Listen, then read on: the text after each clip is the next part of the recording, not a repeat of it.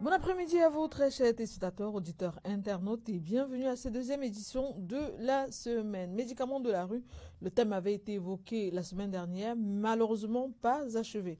Les médicaments de la rue provoquent chaque année la mort de plus de 100 000 personnes en Afrique. On y trouve toutes sortes de médicaments, des antidouleurs classiques aux antipaludéens en passant par les antibiotiques. Au Cameroun, ce commerce est devenu un véritable business florissant au détriment de la santé des consommateurs. Et pour en parler, on reçoit le docteur Eyetemo Miguel, pharmacien en service à l'hôpital de district de Lokbaba. Bon après-midi, docteur. Bon après-midi. Médicaments de la rue. Déjà, qu'est-ce que c'est, docteur? Le médicament, c'est cette substance ou cet ensemble de substances qui permettent de soit de prévenir, soit en général de soigner les pathologies. Et lorsqu'on parle de médicaments de la rue, c'est ces soi-disant médicaments qui malheureusement sont commercialisés dans la rue et non pas dans le lieu où ils devraient être commercialisés, c'est-à-dire Oui, docteur, c'est-à-dire dans les kiosques, ce qu'on appelle vraiment le gazon. Ça, vous avez des endroits qui sont installés, des kiosques, des tables, des boutiques qui sont installées dans les coins, dans les carrefours, là, parfois dans des grands carrefours, parfois dans des maisons, parfois à l'intérieur de certains centres de santé non homologués, non agréés. Donc voilà tout ce qu'on peut qualifier comme médicaments de la rue.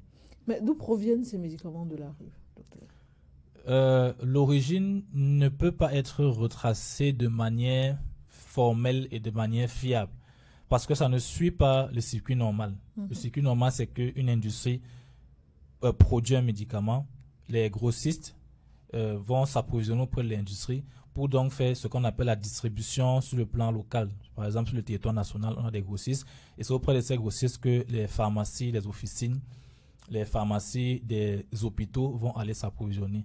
Donc, en ce qui concerne les médicaments de la rue, il est très fort probable que ce soit des médicaments qui ont été faits dans des industries donc clandestines, un peu comme on a des industries clandestines de whisky, de boissons frelatées et autres, donc des industries pas reconnues et qui forcément donc ne vont pas respecter la composition du dit médicament et son dosage. D'accord. Mais malgré toutes les informations, toute la sensibilisation qui est faite autour, pourquoi les populations continuent quand même d'aller au gazon? Gazon qui est le lieu par excellence de vente de ces médicaments-là. Bon, il faut dire que ça doit certainement être à cause de ce que les populations pensent que c'est beaucoup plus abordable sur le plan économique. Elles se disent qu'elles pourront avoir des médicaments à un coût moindre par rapport à l'officine ou par rapport à l'hôpital. Donc je pense que c'est beaucoup plus par rapport à ça. Et en réalité, ce n'est pas un argument parce qu'on dit souvent que le moins cher devient toujours plus cher. Donc si je ne pense pas qu'en matière de santé, j'aime souvent le dire, en matière de santé, on ne joue pas au loto. Oui. Ce n'est pas la loterie. Parce que c'est soit tu guéris, soit alors la maladie s'envenime et malheureusement, le décès peut s'en suivre. Et le décès peut même s'en suivre de pathologies très, très légères ou très bénignes qui auraient pu facilement être prises en charge par les médicaments qui sont dispensés dans les points homologués. D'accord, docteur.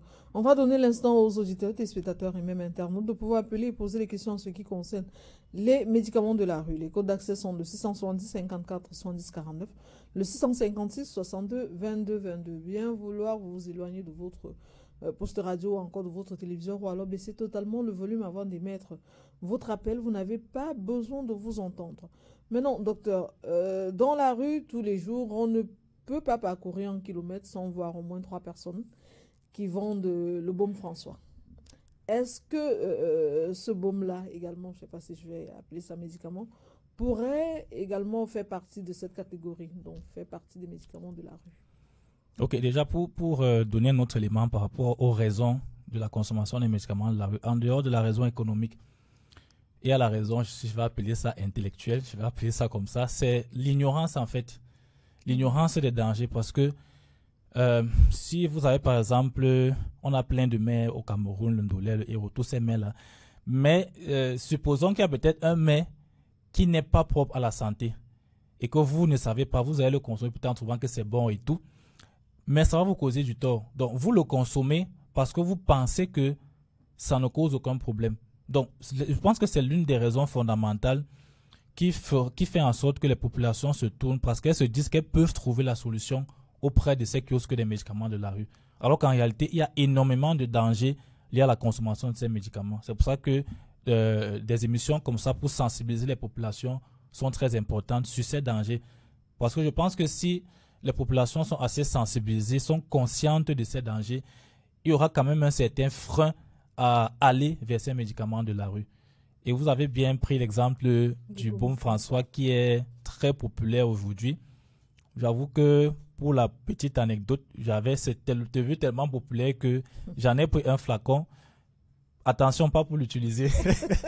Parce que peut-être c'était pour me regarder un peu un genre. Non, c'est pas pour l'utiliser du tout. J'ai pris pour voir la compo et essayer de voir la composition en fait. Déjà, Qu'est-ce que ce monsieur met? Est-ce qu'on peut le classer comme médicament?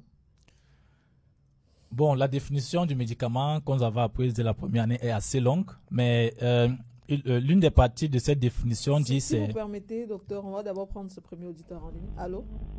Oui, allô, bonjour. Bonjour, monsieur. Votre nom et vous nous appelez d'où, s'il vous plaît? C'est M. Ibrahima, je vous appelle de l'extrême nord. Oui, Ibrahima, allez-y, posez votre question. Et au sujet de ces produits de la rue dont vous évoquez, Oui. je voudrais savoir c'est la composition ou bien l'origine de la fabrication qui fait la différence entre ces produits et celui vendus dans les pharmacies modernes. Parce que parfois on constate que la composition de ces produits est identique et parfois même ils soulagent. C'est quoi exactement la différence? D'accord. On va répondre à la question d'Ibrahima. La différence entre les médicaments de la rue et les médicaments de la pharmacie donc homologués. Il y a plein de différences. On a parlé de l'origine d'abord. Il y a aussi le circuit. Quand je parle de circuit, je parle du transport.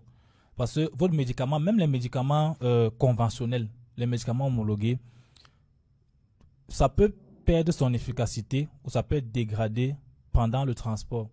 Parce que la plupart des médicaments sont produits dans les industries hors du continent. Et donc, vous imaginez que pour acheminer, ça peut prendre des jours, ça peut prendre des semaines. Donc, et ça doit être fait dans des conditions précises de température et d'humidité. Donc, si ces conditions ne sont pas respectées, même si à l'origine ça a été bien produit, ça a été bien fabriqué, ce ne sera pas propre à la consommation lorsque ça va arriver en officine. Donc, si déjà pour un médicament de bonne origine, ça peut arriver, c'est encore 10 fois plus dangereux pour un médicament dont on ne maîtrise pas l'origine. Comment est-ce que le médicament a fait pour se retrouver jusqu'au kiosque? Parce que ça n'a pas été fabriqué par le commerçant du kiosque. Oui. Ça, c'est clair. Et ça n'a certainement pas été fabriqué au Cameroun. Donc, même si c'est au Cameroun, c'est peut-être dans une autre ville. Donc, forcément, ça a dû être transporté. Comment ça a été transporté? Déjà que on n'est pas sûr de ce qu'il y a à l'intérieur comme principe actif. Ça peut être écrit peut-être paracétamol, alors qu'il n'y a peut-être pas du paracétamol. Je vais vous raconter l'anecdote le test qu'on avait fait en première, deuxième année en fac médecine, d'un paracétamol qu'on avait pris dans un kiosque et un paracétamol qu'on avait pris en pharmacie. Et on a essayé de tester la présence du paracétamol dans les deux médicaments. On s'est rendu compte que dans le médicament de la rue, il n'y avait pas de paracétamol du tout. Donc, certains vont peut-être parler de la poudre de manioc ou de couscous et autres. Bref, ça a l'apparence, parfois ça a l'apparence du médicament, mais ce n'est pas le médicament. Donc, les conditions de conservation aussi peuvent impacter. Le fait que c'est exposé, par exemple, à la lumière du soleil, c'est exposé aux intempéries. Ça peut impacter, dégrader le principe actif. Ce n'est pas un hasard si les officines sont climatisées. C'est pour garantir cette bonne conservation du médicament. D'accord. On va prendre ce deuxième auditeur en ligne. Allô? Allô? Allô? Non, certainement il a le retour. Mais non, Baume François, docteur, médicament ou pas? Comme je disais là, dans la définition du médicament, il y a la partie qui parle de toute substance ou composition présentée comme possédant des propriétés curatives ou préventives. Donc, lorsqu'une substance est présentée comme ayant des propriétés, sur le plan juridique du moins, peut-être pas sur le plan pharmacologique ou strictement pharmaceutique, mais sur le plan juridique, elle peut être considérée, cette substance, comme médicament parce qu'elle s'est présentée. Donc, c'est un peu comme je me présente comme avocat. Je suis maître et Yetemou Miguel. Ça, c'est le fait que je me sois présenté. Mais ça ne veut en rien dire que je suis avocat. C'est pas si on voit la différence. Mais c'est quand même bon. On se dit, si c'est présenté, il y a de fortes chances que. Mais il faut investiguer quand même. Parce que se présenter ne suffit pas. Surtout dans un domaine où il y a beaucoup d'argent qui circule. D'accord. Un autre auditeur en ligne. Allô? Oui. Bonjour. Bonjour, monsieur. Votre nom et vous nous appelez d'où, s'il vous plaît? Là, vous avez parlé, je vous appelle de Gabon. Oui, Daouda, allez-y, posez votre question. Bon, concernant la vente des médicaments, moi, ce que je voulais dire, parce que vous avez posé pourquoi on achète, et ça, on achète, la population achète les médicaments dans la rue. Oui. Je vous assure, les médicaments de la rue ne peuvent pas disparaître au Cameroun. Je sais de quoi je parle, parce que moi, je vends. Maintenant, je vous dis, moi, je vois qu'il y a les gens qui viennent avec 50 francs pour payer les médicaments, il est malade parce qu'il n'a pas l'argent. 50 francs, il vient. Tu vois que tu es en train de lutter pour ça, il est avec 50 francs, il te dit que c'est ce que ça fait lui. 50 francs, il vient payer les médicaments de la vie. Tu vas faire comment avec les gens? Ils sont un peu. 50 francs. Il te dit qu'il n'a que 50 francs. Tu vas avec les gens par la pharmacie. D'accord. 50. Voilà, moi je vends le médicament parce que c'est impossible. Moi je ne vois pas comment on va. Moi je veux qu'on laisse les gens. Ou pas à l'hôpital, qui est là. Moi je suis à l'hôpital, je vois comment les gens sont à l'hôpital. Moi je vends, je sais de quoi je parle. Vraiment. D'accord, Daouda, c'est noté. Il n'a que 50 francs. Il te dit qu'il est malade. 50, je dis 50. C'est pas 50 francs. Il te dit que de tout, de cela. Il est en train de trembler comme ça. Il a même envie même de l'aider. D'accord, c'est noté, Daouda. Docteur, bon, Daouda a apporté plutôt une contribution à ce qu'on disait. Donc, le coût de la vie également qui amène plus les populations à aller au gazon. Je pense qu'il y a beaucoup de facteurs qui rentrent en jeu. Il faut savoir que les médicaments de la rue brassent quand même beaucoup d'argent. Ça brasse beaucoup de milliards. Et ça a forcément un impact, soit direct, soit indirect, sur le prix des médicaments normaux. Parce que nous, les pharmaciens, par exemple, ça nous fait faire, peut-être si on devait faire un chiffre d'affaires de 5 francs ou de 10 francs, à cause des médicaments de la rue, on se retrouve en train de faire un chiffre d'affaires de 3 francs. Et donc, ça fait que nous qui sommes homologués, on ne peut pas vraiment faire tourner nos entreprises, nos pharmacies, nos grossisteries et autres. Ça fait donc que, comme ça ne tourne pas à plein régime, les prix des médicaments homologués sont un peu plus élevés que ce que ça devait être. Parce qu'imaginez-vous qu'on est dans un pays, par exemple, où il n'y a pas de médicaments de la rue. Ce n'est qu'en pharmacie qu'on prend les médicaments. Bon, il n'y a pas de raison que les médicaments soient excessivement chers. Donc, ça, je trouve que le fait qu'il y ait ces médicaments de la rue a aussi un impact. Maintenant, on ne peut pas, je ne sais pas, dans aucun pays au monde, on ne peut soigner gratuitement.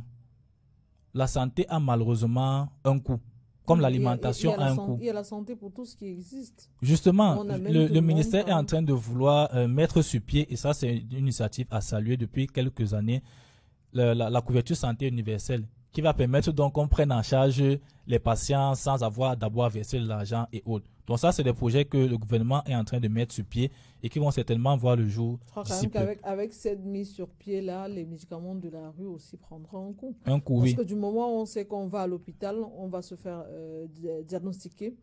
Consultation, examen et tout ça, c'est quand même lourd.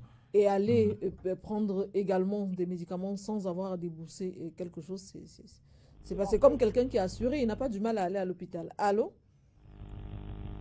Allô? Oui, bonjour madame. Votre nom et vous nous appelez d'où, s'il vous plaît? Bonjour. Oui, allô? Moi, c'est madame Mafo, Emirante.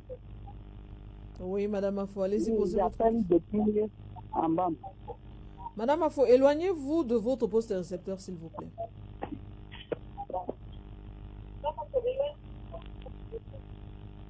Ok.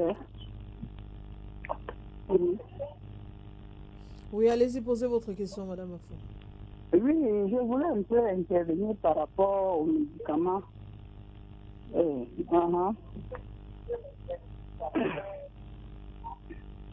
Bon, vous parlez des médicaments interdits de la rue, le danger qui peut causer.